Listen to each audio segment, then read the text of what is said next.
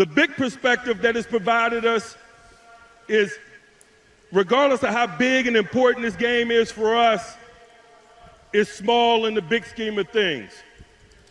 But we also realize that we're privileged to have a platform. We're committed to taking action and being a part of the solution to face social injustice and prejudice. Welcome back to my channel. If you haven't already, hit the subscribe button, hit the bell so you know when the videos are coming out. And also, if you like what I got to say, hit the like button.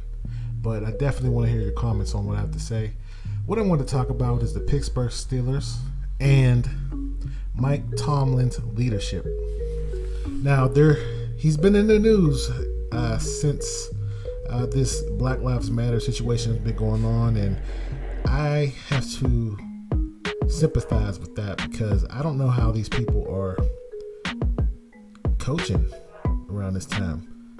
You know, back in the day, you didn't have to worry about coaching and worry about the players and their personal lives, exclusively with this Black Lives Matter situation and how society portrays it.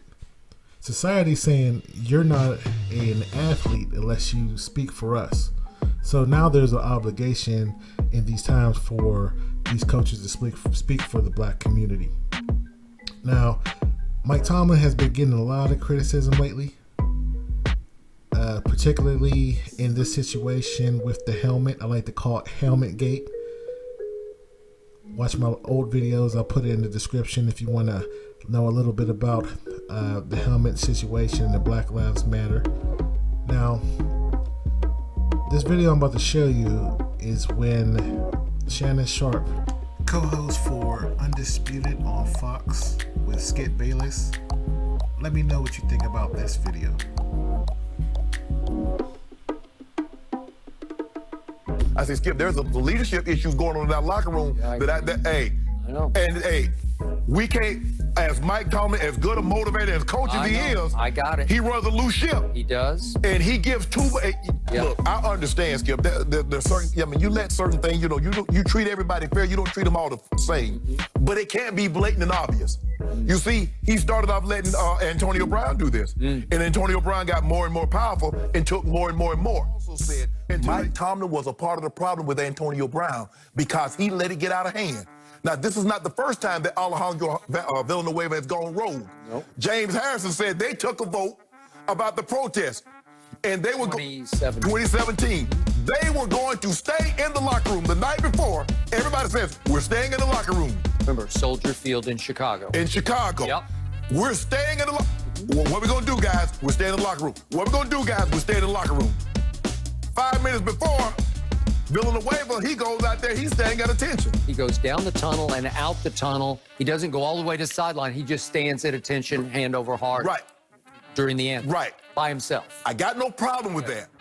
I think it needs no further explanation in terms of our support for Al Villanueva or anyone else in terms of what they do or doesn't do in regards to social justice. Well, I want to know what you think about this video. I definitely agree with they are lacking in leadership in the Pittsburgh organization. One of the players, he stated that the people in the office of the Pittsburgh Steelers came down and there was no vote for the players on who they were going to put on the helmet.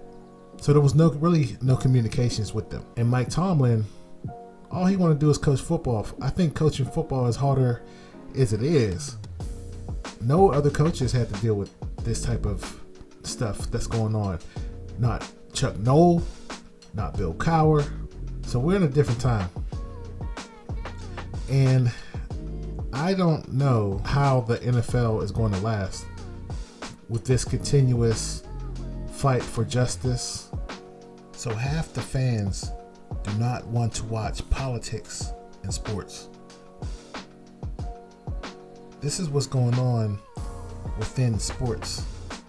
A lot of people just want to get away from the madness of the world and watch sports on a Sunday afternoon and not have to continuously get an agenda pushed in their face. And it shows in the ratings. Let me know what you think about this video. And definitely leave a comment. Don't forget to subscribe and hit the bell.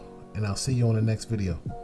I absolutely love Tomlin's stance on it, because what he did was he said, we are not involved in this. It's not political.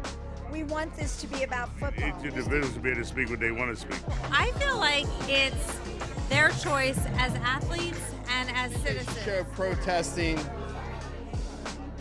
different ways. I'm from the old school, so I was always that one that had my hand across my chest, on my heart, with the American flag. I was a little disappointed in them staying in the locker room. Thousands